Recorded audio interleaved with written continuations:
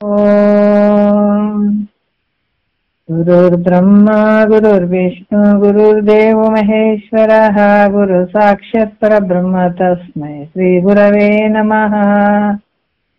ಧ್ಯಾನ ಮೂಲ ಗುರುಮೂರ್ತಿ ಪೂಜೆ ಮೂಲ ಗುರುಪಾದ ಮಂತ್ರ ಮೂಲ ಗುರುವಾಕ್ಯ ಮುಕ್ತಿ ಮೂಲ ಗುರುಕೃಪಃ. ಶ್ರೀಯ ಬ್ರಹ್ಮನಿಷ್ಠ ಸದ್ಗುರು ಬಸವಾನಂದರ ಪಾದ ಕಮಲಗಳಿಗೂ ಅವರ ಪ್ರತಿರೂಪದಂತಹ ನಿಜಗುಣಪ್ಪನವರ ಪಾದ ಕಮಲಗಳಿಗೂ ನನ್ನ ದೀರ್ಘದಂಡ ಪ್ರಣಾಮಗಳನ್ನ ಸಲ್ಲಿಸುತ್ತಾ, ಸದ್ಗುರು ಮಾರ್ತಾಂಡ ಸಾಬಾಯಿ ಸದ್ಗುರ ಪಾದ ಕಮಲಗಳಿಗೂ ಹಾಗೂ ರಾಯಪ್ಪ ಸದ್ಗುರ ಪಾದ ಕಮಲಗಳಿಗೂ ನನ್ನ ದೀರ್ಘದಂಡ ಪ್ರಣಾಮಗಳನ್ನ ಸಲ್ಲಿಸುತ್ತಾ, ಗುರು ಸ್ವರೂಪರಾದಂತಹ ನನ್ನ ಪತಿದೇವರಿಗೂ ಕೂಡ ನನ್ನ ದೀರ್ಘದಂಡ ಪ್ರಣಾಮಗಳನ್ನ ಸಲ್ಲಿಸುತ್ತಾ, ಮನದಲ್ಲಿ ಸ್ಮರಿಸಿಕೊಡುತ್ತಾ, ತಮ್ಮೆಲ್ಲರಿಗೂ ವಂದಿಸುತ್ತಾ ಇವತ್ತಿನ ನಿಜಗುಣ ರಚಿಸಿದಂತ ಪರಮಾರ್ಥ ಗೀತೆ ಅನ್ನುವಂಥ ವಿಚಾರವನ್ನ ನಾವು ನೋಡ್ತಾ ಇದ್ದೀವಿ. ಯೋಗ ವಾಸಿಷ್ಠದಿಂದ ಇದಂತ ಭಾಗ ಶ್ರೀರಾಮಚಂದ್ರ ಮತ್ತೆ ವಸಿಷ್ಠ ಗುರುಗಳ ಮಧ್ಯೆ ನಡೆದಂತ ಸಂವಾದ ಇದು. ಶ್ರೀರಾಮಚಂದ್ರ ಕೇಳ್ತಾ ಇದ್ದಾನೆ, ನಾನು ಯಾರು ಇದ್ದೀನಿ ಅನ್ನುವಂಥದ್ದು. ವಸಿಷ್ಠ ಗುರುಗಳನ್ನ ಮಾಡ್ಕೊಂಡು ಈ ವಿಚಾರವನ್ನ ಅವ್ರು ಕೇಳ್ತಾ ಇದ್ದಾರೆ. ಅದಕ್ಕೆ ಇಲ್ಲಿ ಹಲವಾರು ವಿಚಾರಗಳನ್ನ, ಪ್ರಥಮ ಗತಿ, ಇಲ್ಲಿ ಗತಿ ಒಳಗ ನಾವು 7ನೆಯ ಒಂದು ನುಡಿಯನ್ನ ಸ್ವಲ್ಪ ರಿವರ್ಸ್ ಮಾಡ್ಕೊಂಡು ಹೋಗೋಣ. ಈಗ ಶಿಷ್ಯನಿಗೆ ಗುರು ಹೇಳ್ತಾ ಇದ್ದಾನ, ನೀನೇ ಪರಬ್ರಹ್ಮ ಸ್ವರೂಪನಾದಂಥವನಪ್ಪ, ನೀನೇ ಇರಿ. ಮತ್ತೆ ಹರಿಹರ ಬ್ರಹ್ಮಾದಿಗಳು ಕೂಡ ಈ ದೇವ್ರು ಅಂತ ಹೇಳಿ ನಾಮ ಪಡ್ಕೊಂಡು ಅದರಲ್ಲಿ ಆ ಒಂದು ಶಕ್ತಿ ಇರುವಂಥದ್ದು ನಿನ್ನಿಂದನೇ ಬೆಳಗ್ತಾ ಇದ್ದಾವ. ಅದಕ್ಕೆ ನೀನೇ ಪ್ರಕಾಶಮಾನವಾಗಿ ಕೂಡಿದಂಥವನು ಅಂತ ಈ ಪದ್ಯದಲ್ಲಿ ಹೇಳ್ತಾರೆ.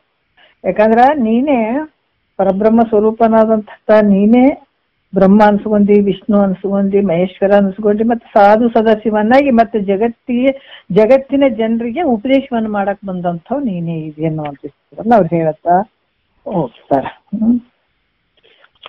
ಅದಕ್ಕೆ ಬ್ರಹ್ಮ ನೆನೆಸಿ ಲೋಕವ ಸೃಜಿಸುತ್ತಾ, ಬ್ರಹ್ಮ ಅಧ್ಯಾಯ ನಾದಿಯ ನರುಪುತ್ತಾ, ವಿಷ್ಣುವೆನಿಸಿ ಜಗಮಂ ಪಾಲಿಸುತ್ತಾ, ವೈಷ್ಣವ ಜನರುಗಳಂ ಲಾಲಿಸುತ್ತಾ, ರುದ್ರ ನೆನೆಸಿ ಓಲೈಸಿಕೊಳ್ಳುತ್ತಾ, ಕ್ಷುದ್ರದ ಅಘವನುರೆ ಸಂಹರಿಸುತ್ತಾ, ಈಶ್ವರ ನೆನೆಸಿ ಭಜಿಸಿಕೊಳ್ಳುತ್ತಾ, ಶಾಶ್ವತ ಸೌಖ್ಯಗಳ ನೀವುತ್ತಾ, ಸಾಧು ಸದಾಶಿವನಾಗಿ ಜಗತ್ತು ಬೋಧಿಸಿ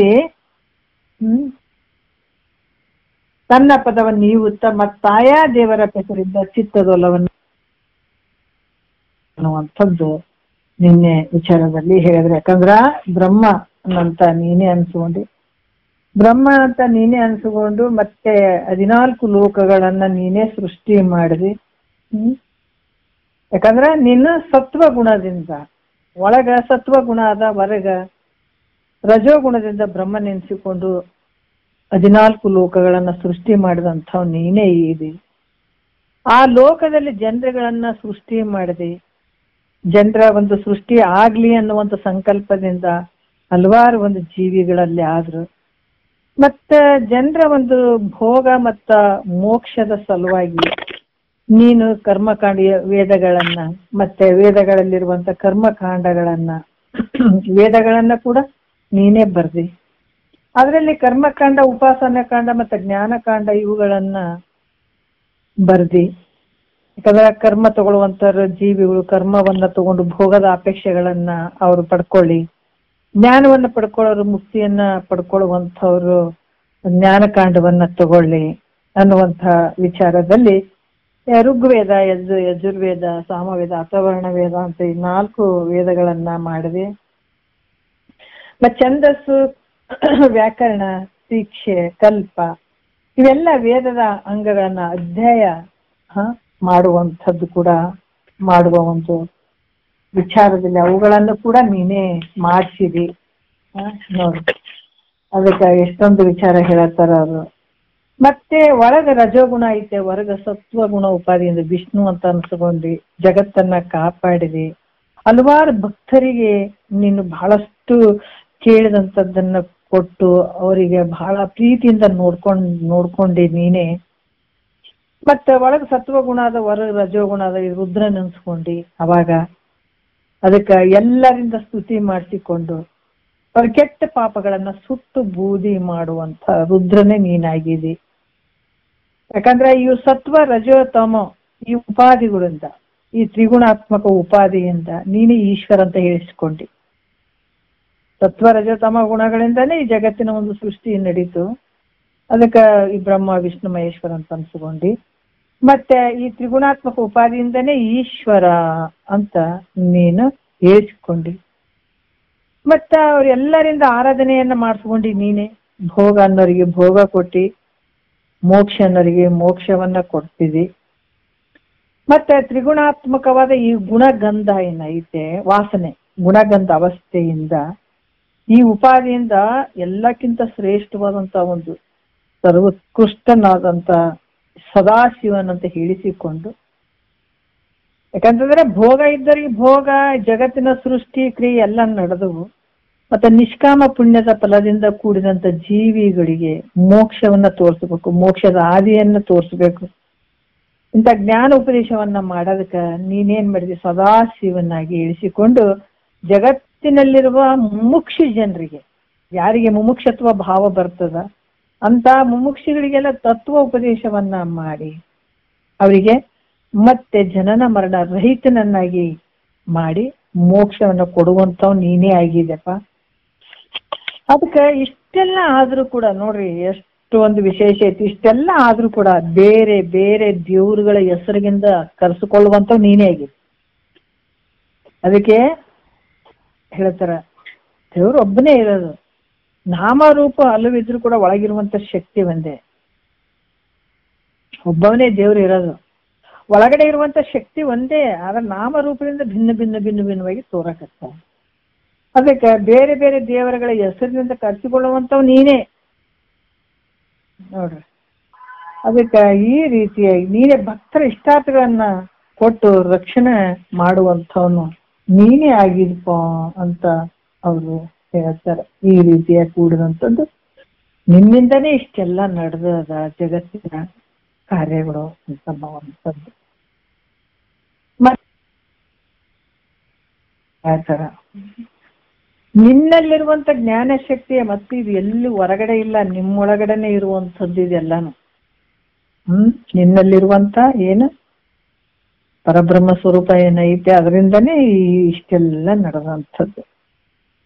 ಮತ್ತೆ ನಿನ್ನಲ್ಲಿರುವಂತ ಜ್ಞಾನ ಶಕ್ತಿ ಏನೈತಲ್ಲ, ಆ ಜ್ಞಾನ ಶಕ್ತಿಯಿಂದನೇ ಮತ್ತೆ ಹಲವಾರು ರೀತಿಗಳ ನಾಮಗಳಿಂದ ಧರಿಸಿಕೊಂಡು ಭಕ್ತರ ಇಷ್ಟಾರ್ಥಗಳನ್ನ ಪೂರ್ಣ ಮಾಡುವಂತಹ ಒಂದು ದೇವತೆಗಳ ರೂಪಾಗಿ ಕೂಡ ನೀನಿದ್ದೀಯಾ ಅನ್ನುವಂಥದ್ದು ಈ ವಿಚಾರದಲ್ಲಿ ಹೇಳ್ತಾರ. 8ನೇ ನುಡಿಯಲ್ಲಿ ಹೇಳ್ತಾರ, ಸೇವಕರಿಷ್ಟವ ನೀವ ಶಕ್ತಿ ಭಾವಿಸೆ ನಿನ್ನೊಳು ಸಂವಿಚ್ಛಕ್ತಿ ವಾಣಿ ಎನಿಸಿ ವಾಕ್ಸಿದ್ಧಿ ಅನಿತ್ತು ಮಾನದೆ ಲಕ್ಷ್ಮಿ ಎನಿಸಿ ಶುಭಮಿತ್ತು ಗಿರಿಜೆ ಎನಿಸಿ ಸೌಭಾಗ್ಯವನಿತ್ತು ವರಾಂಬಿಕೆ ಎನಿಸುತ್ತೊಲಿದಿತ್ತು ಯೋಗವನ್ನಿತ್ತು ಮನೋನ್ಮನಿ ಎನಿಸಿ ಭೋಗವನ್ನಿತ್ತ ಕುಂಡಲಿ ಎನಿಸಿ ಮತ್ತೆಯು ಬಹುನಾ ಮಂಗಳವೆರಸಿ ತತ್ತದ ಕಿಳರು ತಿಂದವತರಿಸಿ ತಾನೇ ಭುವನೇಶ್ವರಿಯಾಗಿ ಹೇಳು ನಾನಾ ಭಕ್ತ ಸುಖ ಪ್ರದೇಹಳು ಅಂತ 8ನೇ ನುಡಿಯಲ್ಲಿ ಹೇಳ್ತಾರ. ಸೇವಕರಿಷ್ಟವ ನೀವಾ ಶಕ್ತಿ ಅಂದ್ರ ಭಕ್ತರಿಗೆ ಬೇಡಿದಂತ ಪದಾರ್ಥವನ್ನ ಕೊಡುವಂತಹ ಆ ಸಾಮರ್ಥ್ಯವು ವಿಚಾರ ಮಾಡಿ ನೋಡಿದಾಗ ನಿನ್ನಲ್ಲಿರುವ ಜ್ಞಾನ ಶಕ್ತಿಯು ಮತ್ತೆ ನುಡಿದಂತೆ ಆಗುವಂತ ಸಾಮರ್ಥ್ಯವನ್ನ ಕೊಡುವಂತ ಶಕ್ತಿ ಎಲ್ಲ ನಿನ್ನೊಳಗ ಅದಾವ. ಅಲ್ಲಿರುವಂತ ಜ್ಞಾನ ಶಕ್ತಿಯೇ ಸರಸ್ವತಿಯಾಗಿ ತೋರ್ತದ. ಅರ್ಥ ಮಾಡ್ಕೋಬೇಕು ನೋಡ್ರಿ, ಬಹಳಷ್ಟು ಸೂಕ್ಷ್ಮದ ವಿಚಾರಗಳು. ನಿನ್ನಲ್ಲಿರುವಂತ ಏನಿದು ಜ್ಞಾನ ಶಕ್ತಿ ಏನ ಐತಲ್ಲ ಅದು ಸರಸ್ವತಿಯಾಗಿ ತೋರ್ತಾಳ, ಲಕ್ಷ್ಮಿಯಾಗಿ ತೋರ್ತಾಳ, ಗಿರಿಜೆ ಪಾರ್ವತಿಯಾಗಿ ತೋರ್ತಾಳ. ಮೊದಲಾದ ನಾಮಗಳನ್ನ ಧರಿಸಿ ಭಕ್ತರ ಇಷ್ಟಾರ್ಥವನ್ನ ಪೂರ್ಣ ಮಾಡುವಂತ ಕೆಲಸಗಳು ಇಲ್ಲಿಂದನೇ ನಡೆದಾವ ನೋಡ್ರಿ. ಅದಕ್ಕೆ ಇಲ್ಲಿ ಕೂಡ ಹೇಳ್ತಾರ, ಶಿಷ್ಯ ನೀ ಸಚ್ಚಿದಾನಂದ ಸತ್ತು ಚಿತ್ತ ನಿತ್ಯಾನಂದ ಪರಿಪೂರ್ಣವಂತ ಸಚ್ಚಿದಾನಂದ ಘನ ಸ್ವರೂಪದಲ್ಲಿರುವ ಈ ಜ್ಞಾನ ಶಕ್ತಿಯೇ ಏನಾಗ್ಯದಪ್ಪ, ನಿನ್ನಲ್ಲಿರುವಂತ ಈ ಜ್ಞಾನ ಶಕ್ತಿ ಏನೈತೆ ಭಕ್ತರು ಬೇಡದಂತ ಫಲವನ್ನು ಕೊಡುವಂತದ್ದಾಗ್ಯದ. ಅದಕ್ಕೆ ಏನ್ ಹೇಳ್ತಾರ, ನಾವ್ ದೇವ್ರಂತ ಹೋಗ್ತೀವಲ್ಲ, ದೇವ್ರಂತ ಅಲ್ಲಿ ಪೂಜೆ ಮಾಡಿದ್ರು ಕೂಡ ದೇವ್ರೇನ್ ನಮ್ಗೇನ್ ಕೊಡಂಗಿಲ್ಲ, ಅದು ಭೋಗದ ವಸ್ತು. ಆದ್ರೆ ನಿನ್ನ ಶುದ್ಧವಾದ ಭಾವದಿಂದನೇ ಫಲಗಳು ಸಿಗ್ತಾವ ಹೊರತಾಗಿ ನಾವು ಆ ದೇವ್ರ ಮೇಲೆ ಹಾಕಿರ್ತೀವಿ. ಯಾಕಂದ್ರ ನಿನ್ನಲ್ಲಿರುವಂತ ಭಾವ ಏನೈತೆ ಅದು ಸರಸ್ವತಿಯಾಗಿ, ನಿನ್ನಲ್ಲಿರುವಂತ ಜ್ಞಾನ ಶಕ್ತಿಯೇ ಸರಸ್ವತಿ ರೂಪಾಗಿ, ಲಕ್ಷ್ಮಿ ರೂಪಾಗಿ, ಪಾರ್ವತಿ ರೂಪಾಗಿ, ನೋಡ್ರಿ ಅಂಬಿಕೆಯಾಗಿ. ಯಾಕಂದ್ರೆ ಇದೆಲ್ಲ ರೂಪ ನಿನ್ನಲ್ಲೇ ಇರುವಂಥದ್ದು. ಗಿರಿಜೆ ಇವೆಲ್ಲ ನಾಮಗಳನ್ನ ಧರಿಸಿ. ಮತ್ತ ಈ ಜ್ಞಾನ ಶಕ್ತಿ ಭಕ್ತರು ಬೇಡದಂತ ಫಲವನ್ನು ಕೊಡುವಂತದ್ದಾಗ್ಯದ ಇದು. ಮತ್ತೆ ಈ ಶಕ್ತಿ ಏನಂತಂದ್ರ, ಈ ಶಕ್ತಿ ಕಾರ್ಯದಲ್ಲಿ ತೊಡಗಿದಾಗ ಅದು ಕಾರ್ಯ ರೀತಿಯನ್ನು ಮಾಡುವಂಥದ್ದಾಗಿರ್ತದೆ ಹೊರತು ಅದು ಪ್ರತ್ಯಕ್ಷವಾಗಿರುವಂಥದ್ದಲ್ಲ. ಅದರಿಂದ ಬೇರೆ ಬೇರೆ ಫಲಗಳನ್ನು ಕೊಡುವುದರಿಂದ, ಯಾಕಂದ್ರ ಅದು ಹೆಂಗಂತಂದ್ರ ಅದು ತನ್ನ ಕೆಲಸಗಳನ್ನ ಮಾಡ್ತಾ ಇರ್ತದ. ಆದ್ರೆ ಬೇರೆ ಬೇರೆ ಫಲಗಳನ್ನ ಕೊಡೋದ್ರಿಂದ ಬೇರೆ ಬೇರೆ ಹೆಸರುಗಳಿಂದ ಕರೆಸುವಂತು. ಬೇರೆ ಬೇರೆ ಫಲಗಳನ್ನ ಕೊಡೋದ್ರಿಂದ ಇದಕ್ಕೆ ಬೇರೆ ಬೇರೆ ಹೆಸರುಗಳು ಬಂದವು. ಅಂದ್ರ ಹೆಂಗ ನಾವ್ ಹೇಳ್ತೀವಲ್ಲ, ಮಾಮೂಲಿ ವಿಚಾರದಾಗ ಅದು ಇಲ್ರಿ, ಅದ ಆಡಿದ ಮಾತು ಶುದ್ಧ, ಅದು ಹೆಂಗಂತಂದ್ರೆ ಅದು ಹುಸಿ ಹೋಗಂಗಿಲ್ಲ ನೋಡ್ರಿ ಅಂತೀವಿ. ಆಡಿದಂತೆ ಮಾಡುವಂತ ಶಕ್ತಿ ನುಡಿಯಲ್ಲಿ ಇತ್ತಂದ್ರೆ ಅದಕ್ಕೇನ್ ಹೇಳ್ತೀವಿ? ಆಡಿದಂತೆ ಮಾಡುವ ಶಕ್ತಿಯು ನುಡಿಯಲ್ಲಿದ್ದರೆ ಅದಕ್ಕೆ ನಾವೇನ್ ಹೇಳ್ತೀವಿ? ವಾಕ್ಸಿದ್ಧಿ ಅಂತ ಹೇಳ್ತೀವಿ. ಅಥವಾ ಈ ಶಾಸ್ತ್ರಗಳನ್ನು ನಾವು ಹೇಳುವಾಗ ಅಥವಾ ಮಾಡುವಾಗ, ಪ್ರತಿಪಾದನೆ ಮಾಡುವಾಗ ಈಗೇನ್ ಹೇಳ್ತಾರ? ವಾಕ್ಸಿದ್ಧಿ ಇದ್ದಾಗ ಮಾತ್ರ. ಕೆಲವರಿಗೆಲ್ಲ ಬಹಳ ಹೇಳಕ್ ಬರಂಗಿಲ್ಲ. ಅವ್ರ ಜ್ಞಾನವನ್ನು ಪಡ್ಕೊಂಡ್ರ ಹೇಳಕ್ ಬರಂಗಿಲ್ಲ, ಅವ್ರ ಜ್ಞಾನಿಗಳ ಅಲ್ಲ ಅಂತ ಅಲ್ಲ. ಅದು ಕೆಲವ್ರಿಗೆ ಹೇಳಕ್ ಬರ್ತದೆ, ಕೆಲವ್ರಿಗೆ ಹೇಳಕ್ ಬರಂಗಿಲ್ಲ. ಅದಕ್ಕ ಇಲ್ಲಿ ಆ ಹೇಳುವಂತ ಒಂದು ಏನ್ ಇರ್ತದ ವಿಚಾರ ಇರ್ತದಲ್ಲ, ಆ ಪ್ರತಿಪಾದನೆ ಮಾಡುವಂಥದ್ದು ಕೂಡ ಆ ಶಕ್ತಿಗೆ ವಾಕ್ಸಿದ್ಧಿ ಅಂತ ಕೂಡ ಹೇಳ್ತಾರೆ. ಅದಕ್ಕೆ ಇಂಥ ವಾಕ್ಸಿದ್ಧಿಯನ್ನ, ಅದು ವಾಕ್ಸಿದ್ಧಿ ಹೆಂಗಿರ್ಬೇಕಂದ್ರ ನಡೆ ನುಡಿ ಒಂದಿರ್ಬೇಕು. ಬಹಳಷ್ಟು ಹೇಳ್ತಾರಲ್ಲ, 3 ವೇದಾಂತಿಗಳದಾಗ 3 ಅದಾರಪ್ಪ. ಎಲ್ಲರೂ ವೇದಾಂತ ಹೇಳ್ತಾರಂದ್ರೆ ಎಲ್ಲರೂ ಒಂದೇ ಇರ್ತಾರಂತ ಅಲ್ಲ. ಅಲ್ಲಿ ಸರಳ ವೇದಾಂತಿ, ದುರುಳ ವೇದಾಂತಿ, ಮರುಳ ವೇದಾಂತಿ ಅಂತ 3 ಜನ ಇರ್ತಾರೆ. ಈಗ ಸರಳ ವೇದಾಂತಿ ಅಂತಂದ್ರ ಅವರು ಶಿಷ್ಯನಿಂದ ಏನು ಅಪೇಕ್ಷೆ ಮಾಡ್ದೇನೆ ಶಿಷ್ಯ ಉದ್ಧಾರ ಆಗ್ಲಿ ಅನ್ನುವಂಥ ಒಂದು ವಿಚಾರದಲ್ಲಿ ಆತ ಜ್ಞಾನ ಬೋಧನೆಯನ್ನ ಮಾಡ್ತಾನ. ಅದು ಯಾವುದು ನೋಡಂಗಿಲ್ಲ. ಶಿಷ್ಯ ಹಂಗದನೇನು ಹಿಂಗದನೇನು, ಆತನ ಬಳಿ ರೊಕ್ಕ ಅದಾವ, ಎಷ್ಟದಾವ ರೂಪಾಯಿ, ಎಷ್ಟದಾವ, ಆತ ಯಾವ ಜಾತಿ ಅದಾನ, ಅವನ ಬಳಿ ಎಷ್ಟು ಒಂದು ಸಂಪತ್ತು ಐತೆ, ಆತ ನನಗೆ ಎಷ್ಟು ಕೊಡ್ತಾನ ಅನ್ನುವಂತ ಭಾವ ಎಳ್ಳಷ್ಟು ಇರದೇನೆ ನಿರಾಸೆ ಭಾವನೆಯಿಂದ ಅವನು ಈ ಜನ್ಮ ಸಾರ್ಥಕ ಮಾಡ್ಕೊಳ್ಳಿ ಶಿಷ್ಯ ಅನ್ನುವಂಥ ಭಾವದಲ್ಲಿ, ಆ ಒಂದು ಏಕೋಭಾವದಿಂದ ಈತ ವೇದಾಂತವನ್ನು ಹೇಳ್ತಾ ಹೋಗ್ತಾನ. ಯಾರು? ಸರಳ ವೇದಾಂತಿ. ಈ ಮರುಳ ವೇದಾಂತಿ ಏನ್ ಮಾಡ್ತಾನ? ಈಗ ಏನಂತಂದ್ರ ಮರುಳು ಮಾಡುವಂಥದ್ದು, ಜನರನ್ನ ಆಕರ್ಷಣೆ ಮಾಡ್ಕೊಳ್ಳುವಂಥದ್ದು. ಅಲ್ಲಿ ಆತನ ಬಳಿ ವಾಕ್ಸಿದ್ಧಿ ಇರ್ತದೆ. ಒಂದಿಷ್ಟು ಹಿಡಿದನಂದ್ರೆ ಅಷ್ಟು ಅದನ್ನ ಚೆನ್ನಾಗಿ ವಿವರಣೆ ಕೊಡ್ತಾನ.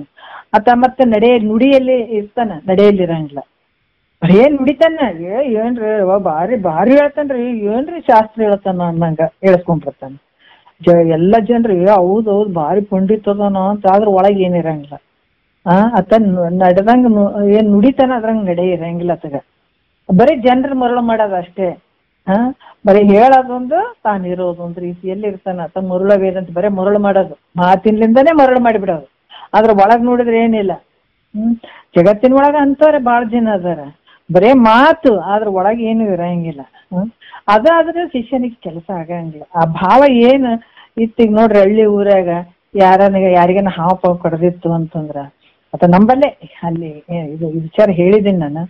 ಏನಾರ ಒಂದು ಔಷಧ ಏನಾರ ಕೊಟ್ರು ರೋಗಕ್ಕಂದ್ರ, ಇಲ್ರಿ ನಾವು ದುಡ್ಡು ತಗೊಳಂಗಿಲ್ರಿ, ತಗೊಂಡ್ರ ಆ ಔಷಧ ಒತ್ತಂಗಿಲ್ರಿ. ಅವ್ರಿಗೆ ಏನಾರ ಕೊಡ್ಬೇಕಾದ್ರೆ ಬೇಕಾದ್ರೆ ಅಲ್ಲಿ ದೇವ್ರ ಹತ್ರ ಹೋಗ್ಲಿ, ನಾವ್ ಕೇಳಂಗಿಲ್ಲ. ಕೇಳಿದ್ರೆ ಅದು ಆರಾಮಾಗಂಗಿಲ್ಲ, ಔಷಧ ಒತ್ತಂಗಿಲ್ಲ ಅಂತ ವ್ಯಕ್ತಪಡಿಸ್ತಾರ.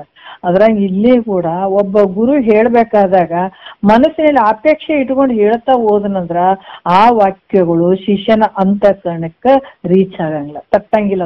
ಅದು ಕೆಲಸ ಮಾಡಂಗಿಲ್ಲ, ಅಲ್ಲಿ ನಿರರ್ಥಕ ಆಗ್ಬಿಡ್ತದ. ಹಂಗಾಗಿ ಗುರುವಿನಲ್ಲಿ ನಿರಾಸೆ ಅನ್ನುವಂತ ಭಾವ ಇಟ್ಟಿದಾರ. ಅದು ಕೇಳುವಂತದ್ದಿಲ್ಲ. ಗುರು ಪಟ್ಟಿ ಅಂತದ್ದು ಕೆಲಸನೂ ಮಾಡಬಾರ್ದು. ಪಟ್ಟಿ ಎತ್ತೀನ್ರಿ, ಪಟ್ಟಿ ಮಾಡ್ತೀನ್ರಿ ಅಂತ ಕೆಲಸನೂ ಮಾಡಬಾರ್ದು. ಇಸ್ಕೊಳ್ಳುವಂತ, ಕೈ ಒಡ್ಡುವಂತ ಗುರುವಿನ ಕೆಲಸ ಅಲ್ಲ. ಬರೇ ಜ್ಞಾನ ಬೋಧನೆಯನ್ನ ಮಾಡ್ಬೇಕು ಹೊರತಾಗಿ ಆತ ಕೇಳುವಂತ ಭಾವ ಇಲ್ಲ. ಆತ ನಿರಾಸೆಯಿಂದ ಇರ್ಬೇಕು, ಕರುಣೆಯಿಂದ ಇರ್ಬೇಕು. ಆತ ಆ ರೀತಿ ಆತನ ಕೆಲಸ ಇರ್ತಾವ. ಅದ ಮರುಳ ವೇದಾಂತಿ ಏನೋ ಅಪೇಕ್ಷೆ ಇಟ್ಟು ಮಾಡುವಂಥದಕ್ಕಾಗಿ ಆತ ಬರೀ ಹೇಳ್ತಾನ, ಆದ್ರ ನಡೆಯಲ್ಲಿ ಇರಂಗಿಲ್ಲ. ಹಂಗಾಗಿ ಆತನ ವಾಕ್ಯಗಳು ಯಾರಿಗೆ ಟಚ್ ಆಗಂಗಿಲ್ಲ, ಶಿಷ್ಯನಿಗೆ ಟಚ್ ಆಗಂಗಿಲ್ಲ, ಕೆಲಸ ಮಾಡಂಗಿಲ್ಲ. ಮತ್ತೆ ದುರ್ಳ ವೇದಾಂತಿ ಅಂತಂದ್ರ ಬರೇ ಆತನ ದುಡ್ಡನ್ನ ಅಪಹರಣೆ ಮಾಡ್ಕೊಳ್ಳುವಂಥದ್ದು, ಏನ್ ಕೊಡ್ತಾನೋ ಏನಿಲ್ಲ ಅಂತ ಹೇಳುವಂಥದ್ದು, ಅದೇ ಮನಸ್ಸಿನಲ್ಲಿ ಅಪೇಕ್ಷೆ ಇರ್ತದತ್ತೆಗ. ಏನ್ ಹೊಲ ಬರ್ದ್ ಕೊಡ್ತಾನೋ, ಜಾಗ ಬರ್ದ್ ಕೊಡ್ತಾನೋ, ಬಂಗಾರ ಕೊಡ್ತಾನೋ, ಬೆಳ್ಳಿ ಕೊಡ್ತಾನೋ, ಅದು ಕೊಡ್ತಾನೋ ಅಂತ ಈ ಭಾವದಿಂದ ಕೂತು ಅದನ್ನ ಹೇಳ್ಬೇಕಾದ್ರೂ ಕೂಡ ಅಲ್ಲಿ ಕೂಡ ಶಿಷ್ಯನಿಗೆ ಕೆಲಸ ಮಾಡಂಗಿಲ್ಲ ಈ ವಾಕ್ಯಗಳು. ಅದಕ್ಕೆ ಇಲ್ಲಿ ಬಹಳ ಅದಕ್ಕೆ ಬಹು ಸುಲಭ ಬ್ರಹ್ಮವಿದ್ಯೆ ಗುರು ಒಲಿದು ಪೇಳದಿರಲು ಬ್ರಹ್ಮನಿಗೂ ಅಸಾಧ್ಯ ಅಂತ. ಗುರು ನಿರಾಪೇಕ್ಷೆಯಿಂದ ಕರುಣೆಯಿಂದ ಬೋಧನೆ ಮಾಡಿದಾಗ ತಕ್ಷಣದಲ್ಲೇ ಶಿಷ್ಯನಿಗೆ ಬ್ರಹ್ಮ ಜ್ಞಾನ ಆಗ್ಬಿಡ್ತದ. ಅದ್ರಾಗ ಏನಾದ್ರೂ ಒಂದು ಅಪೇಕ್ಷೆ ಇಟ್ಕೊಂಡು ಹೇಳಕತ್ತಿದಂದ್ರೆ ಇದು ಆಗಂಗಿಲ್ಲ. ಅದಕ್ಕೆ ಗುರು ಒಲಿದು ಪೇಳದಿರಲು ಬ್ರಹ್ಮನಿಗೂ ಅಸಾಧ್ಯ ಅಂತ. ಆತ ನಿರಾಪೇಕ್ಷೆಯಿಂದ ಸದ್ಗುರು ಆ ವಿಚಾರಗಳನ್ನ ಶಿಷ್ಯನಿಗೆ ತಿಳಿಸ್ತಾ ಕೆಲಸ ಆಗ್ತದೆ.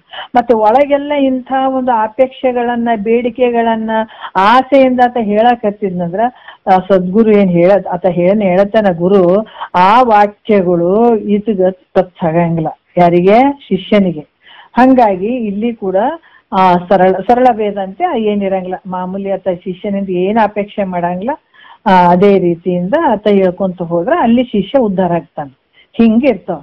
ಹಂಗಾಗಿ ಇದು ವಾಕ್ಸಿದ್ಧಿಯನ್ನ ಈಗ ಪ್ರತಿಪಾದನೆ ಮಾಡ್ಬೇಕಾದಾಗ ಆ ಶಕ್ತಿಗೂ ಕೂಡ ಬಹಳಷ್ಟು ಅದು ರೋಚಕ ಮತ್ತೆ ಭಯಾನಕ ಮತ್ತೆ ಸಿದ್ಧಾರ್ಥ ವಾಕ್ಯಗಳನ್ನ ಇದನ್ನ ಹೇಳುವಂಥದ್ದು.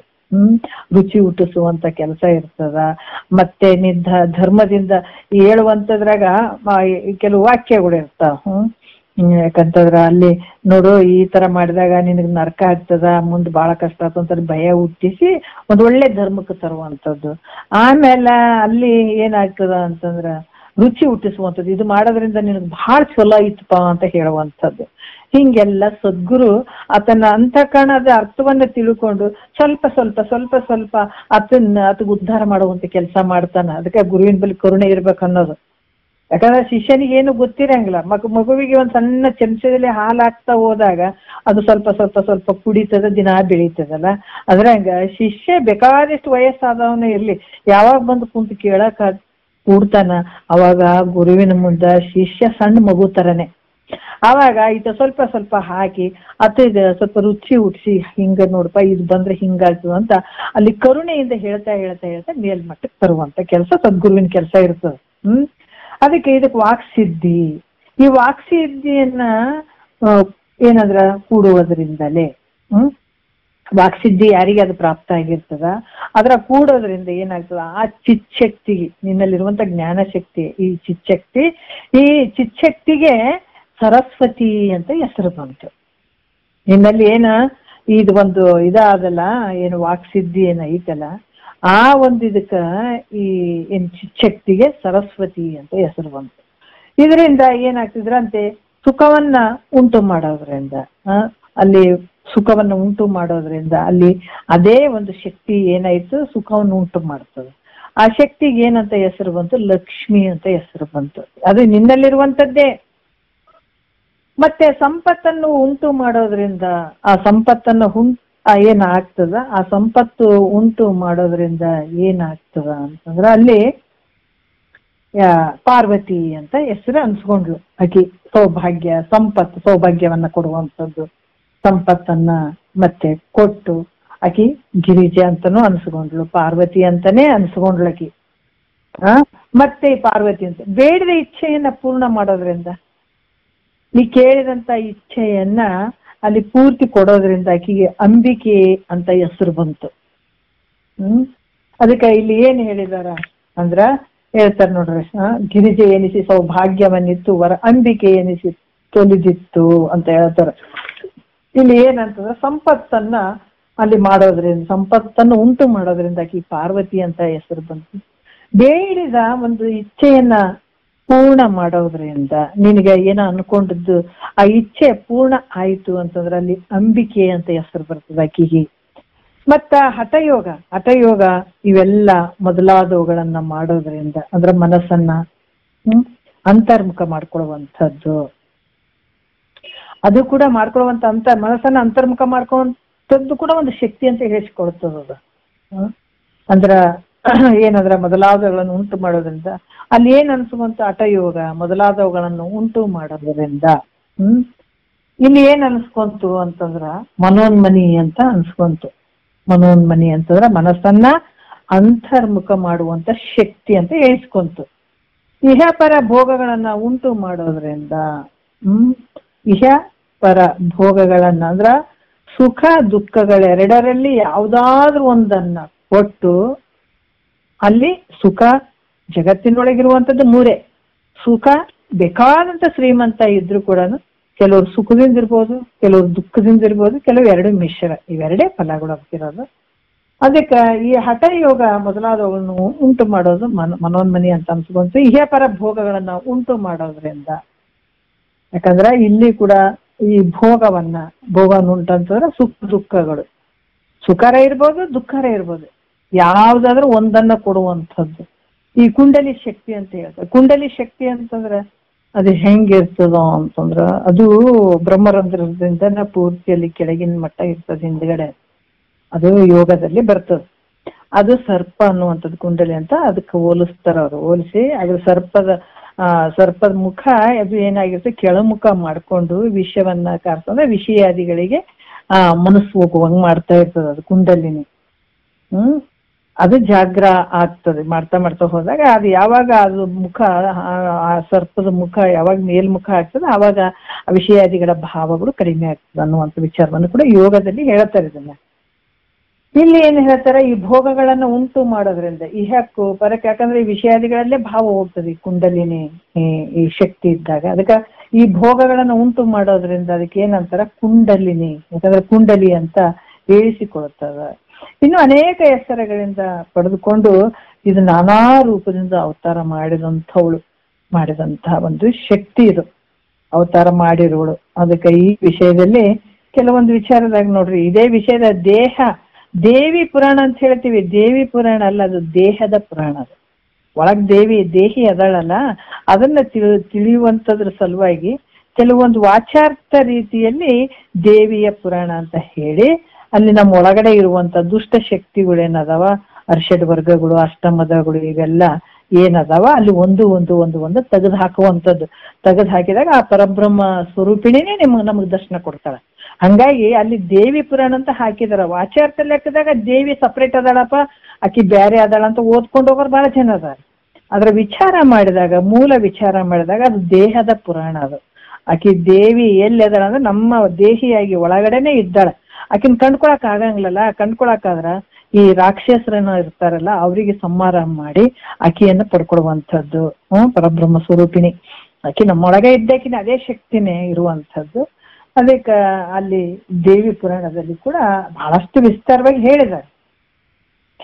ಯಾಕಂದ್ರೆ ಈ ಪ್ರಕಾರ ನಿನ್ನಲ್ಲಿರುವಂತಹ ಚಿಚ್ಚಕ್ತಿ, ನಿನ್ನಲ್ಲಿರುವಂತಹ ಜ್ಞಾನ ಶಕ್ತಿಯೇ ಈ ಚತುರ್ದಶ ಲೋಕಗಳಿಗೆ ಒಡೆಯಳಾಗಿ, ಎಲ್ಲಕ್ಕೂ ಒಡೆಯಳಾಗಿ ಸರ್ವ ಭಕ್ತರಿಗೂ ಸುಖವನ್ನು ಉಂಟು ಮಾಡುವಂತಹವಳಾಗಿದ್ದಾಳಪ್ಪ ಅಂತ ಹೇಳ್ತಾರೆ. ಯಾಕಂದ್ರ ನಿನ್ನಲ್ಲಿರುವಂತ ಚಿಚ್ಚಕ್ತಿಯೇ ಇಷ್ಟೆಲ್ಲಕ್ಕೂ ಕಾರಣವಾಗಿದ್ದಾಳ.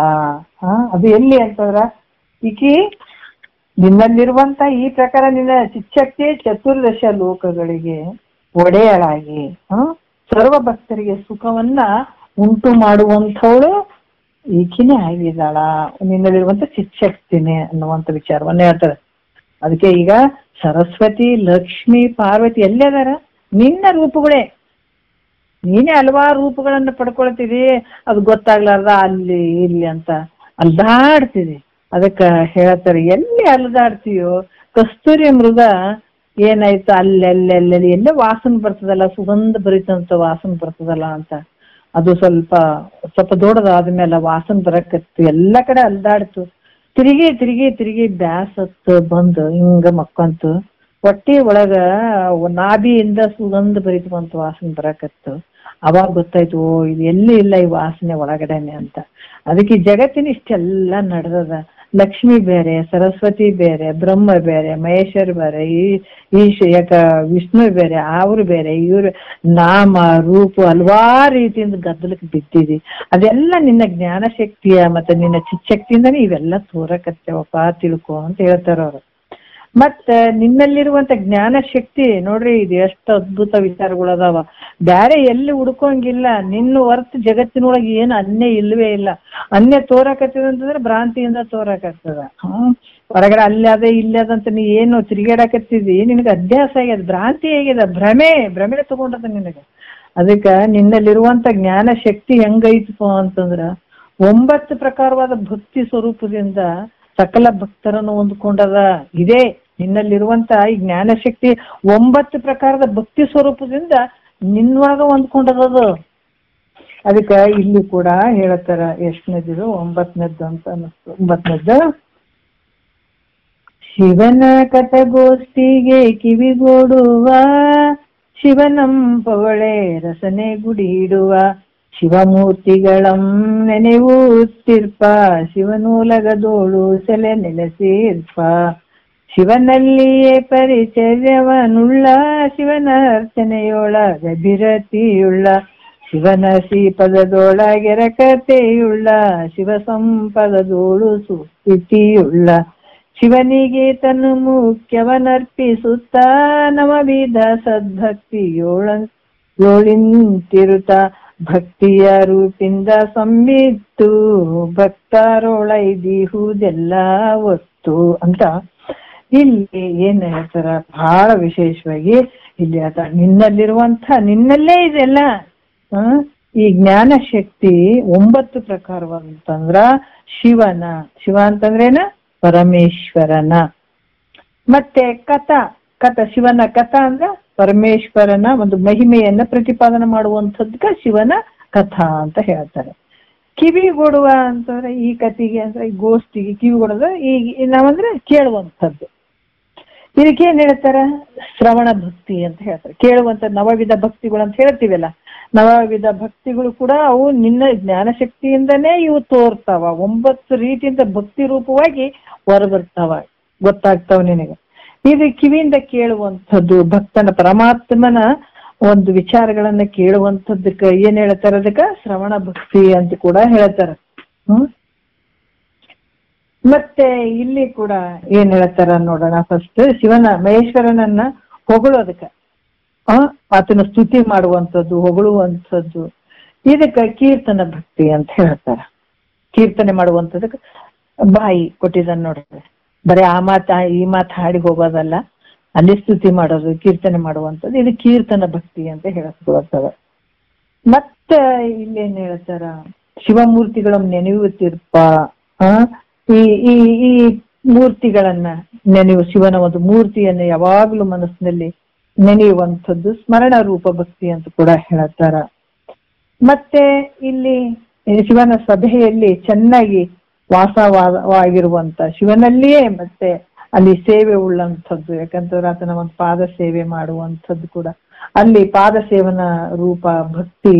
ಮತ್ತ ಶಿವನ ಶಂಕರ್ನಲ್ಲಿ ಯಾಕಂದ್ರೆ ಸೇವೆ ಉಳ್ಳಂತ ದಾಸ ಭಕ್ತಿಯಾಗಿರುವಂಥದ್ದು, ಅರ್ಚನ ಭಕ್ತಿಯಾಗಿರುವಂಥದ್ದು, ಮತ್ತೆ ವಂದನ ರೂಪ ಭಕ್ತಿಯಾಗಿರುವಂಥದ್ದು, ಸಖ್ಯ ಭಕ್ತಿ ಆಗಿರುವಂಥದ್ದು, ಮತ್ತ ಆತ್ಮ ನಿವೇದನ ಭಕ್ತಿ ಅನ್ನುವಂಥದ್ದು. ಈ 9 ತರದ ವಿಧಗಳು ಏನು ಕಾಣಿಸ್ತಾವ, 9 ಪ್ರಕಾರದ ಭಕ್ತಿಯ ಸ್ವರೂಪ ಈ ಎಲ್ಲಾ ಭಕ್ತರಲ್ಲಿ ಹೊಂದ್ಕೊಂಡಿದ್ದಾವ. ಅದಕ್ಕೆ ಶಿಷ್ಯ ನಿನ್ನಲ್ಲಿರುವ ಜ್ಞಾನ ಶಕ್ತಿ 9 ನವವಿಧ ಭಕ್ತಿಗಳ ರೂಪದಿಂದ ಸರ್ವ ಭಕ್ತರಲ್ಲೇ ಅದಾವಿವು. ಅದಕ್ಕೆ ಆ ನವವಿಧ ಭಕ್ತಿಗಳು ಯಾವುವು ಅಂತಂದ್ರು ಕೂಡ ಕೆಲವೊಂದು ಎಕ್ಸ್ಪ್ಲೇನ್ ಮಾಡ್ತಾರ ಅವರು. ಯಾಕಂದ್ರ ಈ ಒಬ್ಬ ವಿರಹಿ ಸ್ತ್ರೀಯರ ವರ್ಣನೆಯನ್ನು ಕಿವಿಗೊಟ್ಟು ಕೇಳುವಂತೆ, ಯಾವ ರೀತಿ ಬಹಳಷ್ಟು ವಿರಹದಿಂದ ಕೂಡಿದಂತ ಒಂದು ಸ್ತ್ರೀಯರ ವರ್ಣನೆಯನ್ನು ಕಿವಿಗೊಟ್ಟು ಕೇಳ್ತೀವಲ್ಲ, ಹಂಗ ಪರಮೇಶ್ವರನ ಲೀಲಾ ಕಥೆಗಳನ್ನು ಕಿವಿಗೊಟ್ಟು ಏಕಾಗ್ರದಿಂದ ಕೇಳುವಂಥದ್ದಕ್ಕೆ ಇದಕ್ಕೆ ಏನ್ ಹೇಳ್ತೀವಿ, ಶ್ರವಣ ಭಕ್ತಿ ಅಂತ ಹೇಳ್ತೀವಿ. ಏಕಾಗ್ರ ಇದು ಒಂದು ಭಕ್ತಿನೇ. ಬರೇ ಪೂಜೆ ಗೀಜೆ ಮಾಡೋದು ಭಕ್ತಿ ಅಂತ ಒಂದೇ ಅಲ್ಲ, ಆದ್ರ ಶಿವನ ಒಂದು ಕಥೆಯನ್ನ ಕೇಳುವಂಥದ್ದು ಕೂಡ ಏಕಾಗ್ರ ಭಾವದಿಂದ ಕೇಳುವಂಥದ್ದು ಕೂಡ ಅದು ಶ್ರವಣ ಭಕ್ತಿ ಅಂತ ಹೇಳಿಸ್ಕೊಳ್ತಾರೆ. ಈ ಭಕ್ತಿಯಿಂದ ಕೂಡಿದಂಥವನು ಯಾರಪ್ಪ ಅಂತಂದ್ರ ಪರೀಕ್ಷಿತ ಮಹಾರಾಜ ಅಂತ ಕೂಡ ಹೇಳ್ತಾರೆ. ಈ ಭಕ್ತಿಯಿಂದ ಕೂಡಿದ್ದಾತ. ಯಾಕಂತಂದ್ರ ಮತ್ತೆ ಇಲ್ಲಿ ಯಾವ ರೀತಿ ಅಂತಂದ್ರ ಕೆಲವೊಂದು ವಿಚಾರಗಳಂತ ಪರಮಾತ್ಮನ ಒಂದು ವಿಚಾರವನ್ನ ಹೇಳ್ಬೇಕಾದಾಗ ಭಕ್ತಿಯಿಂದ ಶರೀರದಲ್ಲಿ ರೋಮಾಂಚನಗಳೆದ್ದು ಕಣ್ಣಿನಲ್ಲಿ ಆನಂದದ ಒಂದು ಕಣ್ಣೀರು ಬರುವಂಥದ್ದು. ಆಮೇಲೆ ಗದ್ಗತ್ತ ಕಂಠದಿಂದ ಪರಮೇಶ್ವರನ ಮಹಿಮೆಗಳನ್ನ ನಾಲಿಗೆಯಿಂದ ಸ್ತುತಿ ಮಾಡುವಂಥದ್ದು. ಹೇಳುವಾಗ ಅಷ್ಟೊಂದು ಖುಷಿಯಿಂದ ಭಕ್ತಿ ಭಾವದಿಂದ ಕಣ್ಣೀರು ಹೋಗ್ತಾ ಇರ್ತದೆ ಕೆಲವು ಸಲ. ಅಷ್ಟೊಂದು ಭಕ್ತಿ ಭಾವದಿಂದ ಮಾಡುವಂಥದ್ದು ಅದು ಕೀರ್ತನ ಭಕ್ತಿ ಅಂತ ಕೂಡ ಹೇಳಿಸ್ಕೊತದ. ಈ ಭಕ್ತಿ ಯಾರಲ್ಲಿ ಇತ್ತು ಅಂದ್ರ ನಾರದ ಮಹರ್ಷಿಯಲ್ಲಿ ಇತ್ತು ಅಂತ ಈ ಭಕ್ತಿ. ಮತ್ತೆ ಇಲ್ಲಿ ಧ್ಯಾನ ಮಾಡುವಂಥದ್ದು ಅಂದ್ರ ಈ ಭೃಂಗ ಏನ್ ಮಾಡ್ತದ ಅಂತಂದ್ರ ಹಸಿರು ಕೀಡೆಯನ್ನ ಒಂದು ಕುಟಾರಿ, ಅದು ಒಂದು ಮಣ್ಣಿನ ಮಣಿ ಮಾಡಿ ಅದ್ರೊಳಗ ಹಸಿರು ಕೀಡೆಯನ್ನ ಇಟ್ಟು ಅದು ತನ್ನ ಏನಂದ್ರ ಆ ಭೃಂಗ ಬೈ ಅಂತ ಶಬ್ದ ಮಾಡಿದಾಗ ಅದನ್ನ ಕೇಳಿ ಕೇಳಿ ಕೇಳಿ ಅದು ಭೃಂಗ ಅವನ್ನೇ ಧ್ಯಾನ ಮಾಡಿ ಅದು ಭೃಂಗಾಗಿ ಹೊರಗೆ ಬರ್ತದೆ. ಅದೇ ರೀತಿ ಆ ಭೃಂಗ ಹಸಿರು ಕೀಡೆ ಭೃಂಗವನ್ನ ಹೆಂಗ ಧ್ಯಾನ ಮಾಡಿತು ಅದೇ ರೀತಿ ಶಿವನ ಒಂದು ಮೂರ್ತಿಯನ್ನ ಸ್ಮರಣ ಮಾಡುವುದೇ ಇದು ಸ್ಮರಣ ಭಕ್ತಿ ಅಂತ ಹೇಳ್ಸಕತ್ತು. ಅದನ್ನ ಯಾವ ರೀತಿಯ ಸ್ಮರಣ ಭಕ್ತಿ ಮಾಡುವಂಥದ್ದು, ಸ್ಮರಣೆ ಮಾಡುವಂಥದ್ದು ಇದು ಸ್ಮರಣ ಭಕ್ತಿ ಅಂತ ಹೇಳ್ಸ್ಕೊಳ್ತದೆ. ಇದು ಯಾರಲ್ಲಿ ಇತ್ತು ಅಂದ್ರೆ ಭಕ್ತನಾದಂತಹ ಪ್ರಹ್ಲಾದನಲ್ಲಿತ್ತು ಅಂತ ಹೇಳ್ತಾರ. ಮತ್ತೆ ಈಗ ಇನ್ನೊಂದು ಏನ್ ಹೇಳ್ತಾರ, ಈಗ ಹೆಂಡತಿ ಮಕ್ಕಳು ಅದಾರ, ಮನಿ ಅದ, ರೊಕ್ಕ ರೂಪಾಯಿ ಅದ, ಇವೆಲ್ಲ ಆನಂದವಾಗಿರ್ಬೇಕು. ನನ್ಗೆ ಹೆಂಡತಿ ಮಕ್ಕಳು ಚಂದ ಇರ್ಬೇಕು, ರೊಕ್ಕ ರೂಪಾಯಿ ಇರ್ಬೇಕು, ಮನಿ ಚಂದ ಇರ್ಬೇಕಂತ ಬ್ಯಾಸರ ಬರ್ಲದ ಕೆಲಸ ಮಾಡ್ತೀವಿ, ಹೌದಲ್ಲ? ಯಾಕಂತಂದ್ರೆ ರೊಕ್ಕ ಬರ್ತದ, ಅದರಿಂದ ಉದ್ದೇಶ ಏನಿರ್ತದ ಅದರಿಂದ ನಾವು ಆನಂದವಾಗಿ ಇರ್ತೀವಿ ಅನ್ನುವಂಥ ಭಾವ ಇರ್ತದ. ಮತ್ ಬೇರೆ ಏನ್ ಇರಂಗಿಲ್ಲ. ಆದ್ರೂ ಮತ್ತೆ ಮಾರ್ನಿಂಗ್ ಶಿಫ್ಟ್ ಮತ್ತೆ ಈವ್ನಿಂಗ್ ಶಿಫ್ಟ್ ನೈಟ್ ಶಿಫ್ಟ್ ಅಂತ ಹೇಳಿ ಕೆಲಸ ಮಾಡೋರು ಇರ್ತಾರೆ. 2 ಶಿಫ್ಟ್ ಮಾಡಿದ್ರ ನಮ್ಗೆ ಇನ್ನೂ ಸ್ವಲ್ಪ ದುಡ್ಡು ಬರ್ತಾವಲ್ಲ ಅಂತ ಆಸೆ ಇರ್ತದ. ಅವ್ ಬ್ಯಾಸರ ಪಟ್ಕೊಳ್ಳೋರು ಕೆಲಸ ಮಾಡ್ತಾರೆ, ಯಾಕಂದ್ರ ದುಡ್ಡು ಬರ್ತದ ಅಂತ ಹೇಳಿ. ಅದಕ್ಕೆ ಬ್ಯಾಸರು ಬರ್ಲಾದ ಮಾಡ್ತಾರಲ್ಲ ಕೆಲಸ. ಮನ್ಯಾಗಾದ್ರೂ ಕೂಡ ಆಸೆಯಿಂದ ಅದು ಮಾಡಿದ್ರೆ ಚಂದ, ಇದು ಮಾಡಿದ್ರೆ ಚಂದ ಅಂತ ಎಲ್ಲವನ್ನು ಚಂದನ ಮಾಡ್ತೀವಿ. ಯಾವ್ದು ಬ್ಯಾಸರ ಇರ್ಲಾರ್ದ ಮಾಡ್ತೀವಿ. ಮನೆ ಕೆಲಸಗಳು ಆಗಿರ್ಬೋದು, ಹೊರಗಡೆ ಮಾಡುವಂಥವ್ರು ಆಗಿರ್ಬೋದು. ಈ ರೀತಿ ಈ ಲೌಕಿಕನಂತೆ ಹಸಿವಾಗಿರ್ಬೋದು, ನೀರಡಿಕೆ ಆಗಿರ್ಬೋದು, ಈ ರೋಗ ನಿದ್ರೆ ಇವೆಲ್ಲವುಗಳನ್ನ ಬಿಟ್ಟು ನೋಡ್ರಿ ಶಿವನ ಸನ್ನಿಧಾನದಲ್ಲಿದ್ದು ಏನು ಉಪಚಾರ ಮಾಡ್ತಾರಲ್ಲ, ಅಲ್ಲಿ ಭಕ್ತಿ ಮಾಡ್ತಾರಲ್ಲ, ಉಪಚಾರ ಮಾಡುವಂಥದ್ದು ಈ ಸೇವನ ಭಕ್ತಿ ಅಂತ ಹೇಳಿಸ್ಕೊಳತ್ತೆ. ಅದಕ್ಕೆ ಎಲ್ಲಾದ್ರೂ ಒಂದು ಗುರುಗಳದು ನಾವು ಪರಮಾತ್ಮನ ಸೇವೆ ಸಿಕ್ಕಿತು ಅಂದ್ರೆ ಅದು ಅವಕಾಶ ಸಿಕ್ಕದಂತ ಮಾಡ್ಬೇಕು. ಅಲ್ಲಿ ಬ್ಯಾಸರ ಪಟ್ಕೋಬಾರ್ದು. ಒಂದು ಗುರುವಿನ ಗುರುವಿಂದ ಕೆಲಸ ನಡೆದಿರ್ತದ, ಅಥವಾ ಗುರುವಿಂದ ಒಂದು ಆರಾಧನೆ ಇರ್ತದ, ಅಥವಾ ಗುರುವಿಂದ ಏನೋ ಒಂದು ಪ್ರೋಗ್ರಾಮ್ ಇರ್ತದ, ಅಂತ ಶಿಷ್ಯನಾದಂಥವ್ರು ಅದು ಅವಕಾಶ ಇರ್ತದ. ಹೆಂಗಂದ್ರ ಮನೆಗ ನಾವ್ ಎಷ್ಟೋ ದಿವಸಗಳಿಂದ ನಮ್ಮ ಸಲುವಾಗಿ ನಾವು ಮಾಡ್ಕೊಂಡಿರ್ತೀವಿ. ಶರೀರದ ಒಂದು ಸುಖದ ಭೋಗಗಳಿಗಾಗಿ ಹಲವಾರು ಕೆಲಸಗಳನ್ನ ಮಾಡ್ಕೊಂಡಿರ್ತೀವಿ. ಅವತ್ತು ಒಂದು ಗುರುವಿನ ಸೇವೆ ಐತೆಪ್ಪ, ಭಗವಂತನ ಸೇವೆ ಐತಂತ ತಮ್ಮನ್ನ ತಾವು ಮರ್ತು ಕೆಲಸ ಇಷ್ಟು ಮಾಡಿದೆ ಅಷ್ಟು ಮಾಡಿದೆ ಅಂತ ಲೆಕ್ಕ ಇಟ್ಕೊಳ್ಳೋದೇನೆ ಹಗಲಿ ರಾತ್ರಿ ಮಾಡುವಂಥದ್ದು ಕೂಡ ಅದೇನ್ ಅನ್ಸ್ಕೊಳ್ತದ, ಉಪಚರಿಸುವುದು ಸೇವನ ಭಕ್ತಿ ಅಂತ ಅನ್ಸ್ಕೊಳತ್ತದ. ಅಲ್ಲಿ ಅದು ಬಹಳ ದೊಡ್ಡ ಕೆಲಸ ಮಾಡ್ತದ. ಲೆಕ್ಕ ಹಿಡ್ದೇನೆ ಏನಾದ್ರೂ ಕೂಡ ಇವತ್ತು ನಾನು ನಿನ್ನ ಸೇವೆ ಮಾಡ್ತಾ ಇದ್ದೀನಪ್ಪ ಅನ್ನುವಂತ ಭಾವ ಇಟ್ಕೊಂಡು ಅದಕ್ಕೆ ಅರ್ಪಿಸಿ, ಯಾರು ಅಲ್ಲಿ ಇಲ್ರಿ ಯಾರಾದ್ರೂ ನೋಡ್ಬಿಟ್ಟು ಎಂತ ಶಿಷ್ಯ ಅಂತ ಹೇಳಬೇಕು, ಮತ್ತೆ ಗುರುಗಳು ನೋಡಿ ಮೆಚ್ಚಬೇಕನ್ನುವಂತ ಭಾವ ಒಂದು ಚೂರು ಇರಬಾರ್ದು. ಅಲ್ಲಿ ನಿಷ್ಕಾಮ ಭಾವದಿಂದ ಯಾರ ಅಪೇಕ್ಷಣೆ ಮಾಡ್ದೇನೆ ನಿನ್ನ ಪಾಡಿಗೆ ನೀನ್ ಮಾಡ್ಕೊಂಡು ಹೋಗ್ಬೇಕಾಗ್ತದ. ಅದು ಯಾವಾಗ ಹಂಗಿರ್ತದ, ನಿನ್ನನ್ನೇ ನೀ ಸಂಪೂರ್ಣ ಮಾಡ್ತೀವಿ ಬ್ಯಾಸರ ಅರಿಯದೆ ಮಾಡಿದೆ ಅಂದ್ರೆ ಅದು ಏನಾಗ್ತದ, ಅದು ಸೇವನ ಭಕ್ತಿ ಬಹಳ ಕೆಲಸ ಕೊಡ್ತದ. ಅದು ಸೇವನ ಭಕ್ತಿ ಅಂತ ಅನ್ಸುವಂಥದ್ದು. ಮತ್ತೆ ಈ ಭಕ್ತಿಯು ಎಲ್ಲಿ ಇತ್ತು ಅಂದ್ರೆ ಶ್ರೀ ವಿಷ್ಣುವಿನ ಪತ್ನಿ ಅದು ಲಕ್ಷ್ಮಿಯಲ್ಲಿ ಇತ್ತು ಅಂತ ಹೇಳ್ತಾರ ಅವ್ರು.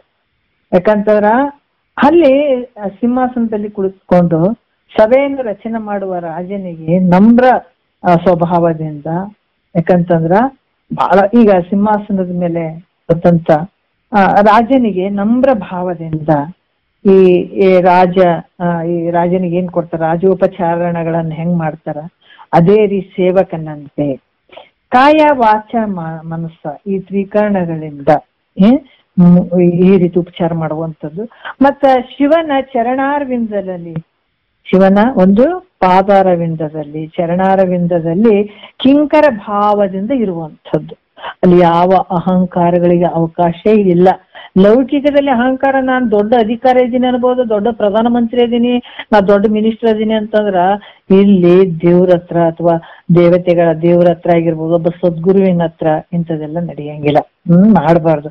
ಯಾಕಂದ್ರೆ ಅಹಂಕಾರ ಏನಾಗ್ತದ, ನಿನ್ನನ್ನ ನುಂಗಿ ಬಿಡ್ತದ. ಅದು ಅಹಂಕಾರ ಅನ್ನುವಂಥದ್ದು ಹೆಂಗ್ ನುಂಗ್ತದ, ಎಲ್ಲಾ ಸದ್ಭಾವವನ್ನ ನುಂಗಿ ಬಿಡ್ತದ. ಅಷ್ಟು ಡೇಂಜರ್ ಅದ ಅಹಂಕಾರ ಅನ್ನುವಂಥದ್ದು. ಸ್ವಲ್ಪ ದುಡ್ಡು ಬಂತದ, ನಮಗೇನು ಕಡಿಮೆ, ಯಾರು ಆ ಗುರು ಏನು ಈ ದೇವ್ರ ಹಿಂಗೆಲ್ಲ ಮಾಡ್ತೀವಲ್ಲ, ಅದು ಏನಾಗ್ತದೆ, ಬೇರೆ ಯಾರನ್ನೂ ತಿನ್ನಂಗಿಲ್ಲ. ಅದು ಅಹಂಕಾರ ಅನ್ನುವಂಥದ್ದು ನಿನ್ನನ್ನೇ ನುಗ್ಗು ಬಿಡ್ತದ. ಅದು ಅಷ್ಟು ಮದ ಬಂದ್ಬಿಡ್ತದ. ಅದು ಬಹಳ ಹುಷಾರಾಗ್ಬೇಕನ್ನುವಂಥದ್ದು ಎಲ್ಲಿ ಅಂದ್ರೆ ಅಹಂಕಾರ ಅನ್ನುವನ್ನ, ನಮ್ಮ ಅಹಂಕಾರವನ್ನ ನಾವೇ ತಗ್ಗು ಬಡಿಯುವಂಥದ್ದು.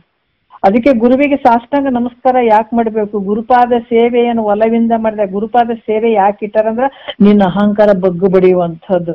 ಯಾವುದೇ ಸದ್ಗುರು ಯಾವ ರೂಪದಲ್ಲಿದ್ರು ಕೂಡ ನೀನು ಏಸಿಗೆ ಪಟ್ಕೊಳ್ಳೋದೇನೆ.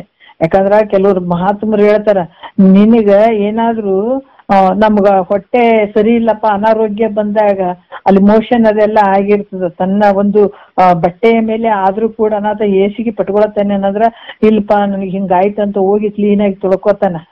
ಅವಾಗ ಏನಾದ್ರೂ ಏಸಿಗೆ ಪಟ್ರ ಆಗ್ತದೆ ಅನ್ನಂದ್ರ ಆಗಂಗಿಲ್ಲ. ಯಾವಾಗ ಆ ಭಾವ ಎಂದಿರ್ತದ, ಸದ್ಗುರುಗಳು ಕೂಡ, ಸದ್ಗುರುಗಳ ಸೇವಾದಿಗಳಲ್ಲಿ ಕೂಡ ಅಂತ ಭಾವ ಇರಬೇಕು. ಯಾಕಂದ್ರೆ ಯಾವುದೇ ಏಸಿಗೆಯನ್ನ ಪಡದೆ ಆ ಸೇವಾದಿಗಳಲ್ಲಿ ತತ್ಪರನಾಗಿರ್ಬೇಕು. ನಾನು ಇಂಥ ಅಧಿಕಾರಿ ಅದೀನಿ, ಹಂಗದೀನಿ, ಹಿಂಗದೀನಿ, ನಾನ್ ಯಾಕೆ ಮಾಡ್ಬೇಕು, ನೀನ್ ಯಾಕೆ ಮಾಡ್ಬೇಕಂದ್ರ ಇದರಿಂದ ಬಹಳ ವಂಚಿತನಾಗಿ ಬಿಡ್ತೀವಿ. ಅದಕ್ಕೆ ಗರು ಅನ್ನೋಂಥದ್ದು ಬಗ್ಗು ಬಡಿಬೇಕಂದ್ರ ಗುರು ಸೇವಾದಿಗಳನ್ನ ಮಾಡ್ಬೇಕನ್ನುವಂಥದ್ದು ಬಹಳ ಮುಖ್ಯ ಆಗ್ತದ. ಸಾಷ್ಟಾಂಗ ಗುರುವಿಗೆ ನಮಸ್ಕಾರ ಯಾಕೆ ಹಾಕ್ಬೇಕಂದ್ರ ಅಹಂಕಾರವನ್ನ ಬಗ್ಗು ಬಡಿಯೋದಕ್ಕೆ. ಗುರುವಿನ ಬಲ್ಲಿದ್ದ ಅಹಂಕಾರ ಅಲ್ಲ, ನಮ್ಮಲ್ಲಿರುವಂತ ಅಹಂಕಾರ ನಮ್ಮನ್ನ ಎಲ್ಲಿಗೂ ಹೋಗ್ಲಾರ್ದಂಗ್ ಮಾಡ್ತದ, ಜನ್ಮವನ್ನ ನಷ್ಟ ಮಾಡ್ತದ. ಅದಕ್ಕೆ ಈ ಅಹಂಕಾರ ಬಹಳ ದೊಡ್ಡ ಕೆಲಸ ಮಾಡ್ತದ. ಅದನ್ನ ಬಗ್ಗು ಬಿಡಿತಾನೆ ಇರ್ಬೇಕು ಯಾವತ್ತು, ಅದನ್ನ ಬೆಳಿಲಿಕ್ಕೆ ಬಿಡಬಾರ್ದು. ಬಹಳಷ್ಟು ರೀತಿಯಿಂದ ಅಹಂಕಾರ ತೋರ್ಸ್ಬಿಡ್ತದ ಅದು. ಅದಕ್ಕೆ ನಾವ್ ಜಾಗ್ರಾಗಿ ಇದನ್ನ ಹಂಗ ಬಿಡ್ಕೊಂತ ಇರ್ಬೇಕು. ಹಂಗಾಗಿ ಇಲ್ಲಿ ಕಾಯ ವಾಚ ಮನಸ್ಸ ಅನ್ನುವಂಥ ಶ್ರೀಕರಣಗಳಿಂದ ಶಿವನ ಚರಣಾರವಿಂದದಲ್ಲಿ ಕಿಂಕರ ಭಾವದಿಂದ ಇರುವಂಥದ್ದು ಇದು ದಾಸ್ಯ ಭಕ್ತಿ ಅಂತ ಹೇಳಿಸ್ಕೊಳ್ತದೆ ಇದು. ಮತ್ತೆ ಈ ಭಕ್ತಿ ಎಲ್ಲಿತ್ತು ಅಂತಂದ್ರ ಹನುಮಂತನಲ್ಲಿ, ಶ್ರೀರಾಮಚಂದ್ರನ ಭಕ್ತಿ ಮಾಡಿದನಲ್ಲ ಹಂಗ ಇರ್ಬೇಕು. ಆತನಲ್ಲಿ ಇತ್ತು ಅಂತ ಹೇಳ್ತಾರೆ. ಮತ್ತ ಯಾವ ರೀತಿ ಅಂತಂದ್ರ ಈ ಬಹಳಷ್ಟು ಈಗ ಗಂಡಿಗೆ ಹೆಣ್ಣು ಮಾಯೆ, ಹೆಣ್ಣಿಗೆ ಗಂಡು ಮಾಯೆ ಅಂತ ಹೇಳಿದಾರೆ.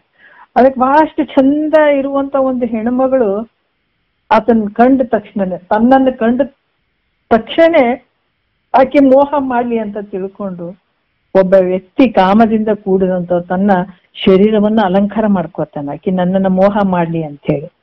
ಅದೇ ರೀತಿ ಕೂಡ ಮಾಡ್ಕೋತಾನಿಲ್ಲ, ಆ ರೀತಿ ಶಿವನನ್ನು ವಸ್ತ್ರ ಆಭರಣದಿಂದ ಮತ್ತೆ ಗಂಧ, ಹೂವಿನ ಮತ್ತು ಮಾಲೆಗಳಿಂದ ಅಲ್ಲಿ ಶೃಂಗಾರ ಮಾಡುವಂಥದ್ದು, ಮಾಲೆಗಳನ್ನ ಶೃಂಗಾರ ಮಾಡುವಂಥದ್ದು ಇದೇನಂತಾರ ಅರ್ಚನ ಭಕ್ತಿ ಅಂತ ಹೇಳ್ತಾರೆ. ಶಿವನನ್ನ ವಸ್ತ್ರ, ಆಭರಣ, ಗಂಧ, ಹೂವಿನ ಮಾಲೆಗಳಿಂದ ಶೃಂಗಾರ ಮಾಡುವಂಥದ್ದು ಇದು ಅರ್ಚನ ಭಕ್ತಿ ಅಂತ ಹೇಳಿಸ್ಕೊಳ್ತದೆ. ಇದು ಯಾರ ಹತ್ರ ಇತ್ತು ಅಂತಂದ್ರ ಈ ಪೂಜೆ ಮಾಡುವಂತಹದ್ದು ಪೃಥ್ವಿರಾಜನಲ್ಲಿತ್ತು ಅಂತ ಹೇಳ್ತಾರೆ. ಮತ್ತೇನಂದ್ರ ರಾಜರೆದುರಿಗೆ ಯುದ್ಧವನ್ನು ಮಾಡಿ ಅದನ್ನ ಆ ರಾಜ್ಯವನ್ನು ಪಡ್ಕೊಳ್ಬೇಕು ಅಂತ, ಪರಾಕ್ರಮವನ್ನ ಪಡಿಬೇಕನ್ನುವಂತ ಅಭಿಮಾನದಿಂದ ಬೇಸರಿಲ್ಲದೆ ಅಂದ್ರೆ ಬ್ಯಾಸರಿಕಿಲ್ಲದೇನೆ ದೇಹವನ್ನ ದಂಡಿಸುವ ಸಾಧಕನಂತೆ ನೋಡ್ರಿ. ಯಾಕಂತಾರ ಇಲ್ಲಿ ಏನ್ ಹೇಳ್ತಾರ, ರಾಜರೆದುರಿಗೆ ಯುದ್ಧದಾಗ ನಾ ಸೋಲ್ಬಾರ್ದು, ಆ ಪರಾಕ್ರಮವನ್ನ ನಾ ಪಡಿಲೇಬೇಕು, ಗೆಲ್ಲೇಬೇಕು ಅನ್ನುವಂತ ಅಭಿಮಾನದಿಂದ ಬ್ಯಾಸರಿಲ್ಲದೆ ದೇಹವನ್ನ ದಂಡಿಸುವ ಸಾಧಕನಂತೆ ಪರಮಾತ್ಮನ ಪಾದಾರವಿಂದಗಳಲ್ಲಿ ಶರೀರವನ್ನ ಕೆಡುವಂಥದ್ದು. ಅದಕ್ಕೆ ಸಾಷ್ಟಾಂಗ ನಮಸ್ಕಾರ ನಾನು ಏನ್ ಹೇಳಿದೆ ಆ ರೀತಿ ಶರೀರವನ್ನ ಕೆಡುವುದೇ ಇದು ಹೆಂಗ ಅನಿಸ್ಕೊತದ ಅಂದ್ರೆ ವಂದನ ಭಕ್ತಿ ಅಂತ ಹೇಳಿಸ್ಕೊಳ್ತದ. ಈ ಭಕ್ತಿ ಯಾರಲ್ಲಿ ಇತ್ತು ಅಂದ್ರ ಅಕ್ರೂರನಲ್ಲಿತ್ತು ಅಂತ ಹೇಳ್ತಾರೆ. ಮತ್ತೆ ಈ ರೀತಿ ಇಲ್ಲಿ ಯಾಕಂತಂದ್ರೆ ಇಲ್ಲಿ ಕೂಡ ಶಿವನಿಗೆ ಅನುಕೂಲವಾಗಿ ಈಗ ಯಾಕಂತಂದ್ರ ಕೆಲವು ಈ ಭಕ್ತಿ ಯಾವ ರೀತಿ ಗಂಡ ಹೆಂಡತಿ ಒಂದು ಒಳ್ಳೆ ರೀತಿಯಲ್ಲಿ ಇರುವಂಥದ್ದು. ಆ ರೀತಿಯಾಗಿ ಯಾಕಂತಂದ್ರ ಶಿವನಿಗೆ ಅನುಕೂಲವಾಗಿ ಸುಖ ಸಂಪತ್ತಿನಿಂದ ಇರುವಂಥದ್ದು, ಯಾವುದೇ ಕೊರತೆ ಇಲ್ದೇನೆ ಸುಖ ಸಂಪತ್ತು ಭಾವದಿಂದ ಇರುವಂಥದ್ದಕ್ಕ ಈ ಸಖ್ಯ ಭಕ್ತಿ ಅಂತ ಕೂಡ ಹೇಳ್ತಾರ. ಯಾಕಂದ್ರೆ ಬಹಳಷ್ಟು ಪ್ರೀತಿಯಿಂದ ನೋಡ್ಕೊಳ್ಳುವಂಥದ್ದು, ಗಂಡ ಹೆಂಡತಿ ಪ್ರೀತಿಯಿಂದ ನೋಡುವುದು, ಹೆಂಡತಿ ಗಂಡದ ಪ್ರೀತಿಯಿಂದ ನೋಡುವಂತ ಇದೇನು ಭಾವ ಇರ್ತದ, ಅಷ್ಟೊಂದು ಭಾವ, ಒಂದು ಪ್ರೀತಿ ಎಲ್ಲಿ ಆ ಸುಖ ಒಂದು ಸಂಪತ್ತಿನಿಂದ, ಯಾಕಂದ್ರೆ ಶಿವನಿಗೆ ಅನುಕೂಲವಾಗಿ ಸುಖ ಸಂಪತ್ತಿನಿಂದ ಇರುವಂತದಕ್ಕೆ ಸಖ್ಯ ಭಕ್ತಿ ಅಂತ ಕೂಡ ಹೇಳ್ತಾರೆ. ಈ ಭಕ್ತಿ ಯಾರಲ್ಲಿ ಇತ್ತು ಅಂತಂದ್ರ ಅರ್ಜುನನಲ್ಲಿ ಅಂತ ಹೇಳ್ತಾರ ಅವರು, ಅರ್ಜುನಲ್ಲಿ ಇತ್ತು. ಅದಕ್ಕೆ ಇಲ್ಲಿ ಕೂಡ ಏನ್ ಹೇಳ್ತಾರ, ಲೋಕದಲ್ಲಿ ಈಗ ಪತಿ ಭಕ್ತಿಯಿಂದ ಕೂಡಿದಂಥ ಹೆಣ್ಮಗಳು, ಪತಿಯ ಒಂದು ಭಕ್ತಿ ಮಾಡುವಂಥದ್ದು, ಎಲ್ಲರಿಗೂ ಒಂದೊಂದು ಫಲಗಳು ಅದಾವ. ನಾವ್ ಯಾರಿಗೇ ಆಗಿರ್ಬೋದು, ನಾವು ಒಂದು ಏಕೋಭಾವದಿಂದ ನಾವು ಏನೇ ಆಗ್ಲಿ ಅದು ಒಂದು ತಪಸ್ಸು ಅನ್ನುವಂತ ರೀತಿಯಲ್ಲಿ 100% ಅದು ಗಂಡ ಹೆಂಡತಿಗೆ ನೋಡ್ಕೊಳ್ಳುವಂಥದ್ದಾಗಿರ್ಬೋದು, ಹೆಂಡತಿ ಗಂಡಗ್ ನೋಡ್ಕೊಳ್ಳುವಂಥದ್ದಾಗಿರ್ಬೋದು. ಹೆಂಡತಿ ಧರ್ಮ ಹೆಂಡತಿ ಸುತ್ತ, ಗಂಡನ ಧರ್ಮ ಗಂಡನ ಸುತ್ತ. ಗಂಡ ತನ್ನ ಧರ್ಮವನ್ನ ಮಾಡಿ ಅಧರ್ಮ ಮಾಡಿದ್ರ ಆತ ಅನುಭವಿಸ್ತಾನೆ. ಹೆಂಡತಿ ತಾನು ಒಂದು ಅಧರ್ಮ ಮಾಡಿ ತಾನು ಧರ್ಮದಲ್ಲೇ ಇದ್ದಾಗ ಆಕಿಗೆ ಒಳ್ಳೇದಾಗ್ತದೆ, ಅಧರ್ಮ ರೀತಿಯಿಂದ ಮಾಡಿದ್ರೆ ಹೆಂಡತಿಗಿರ್ತದೆ.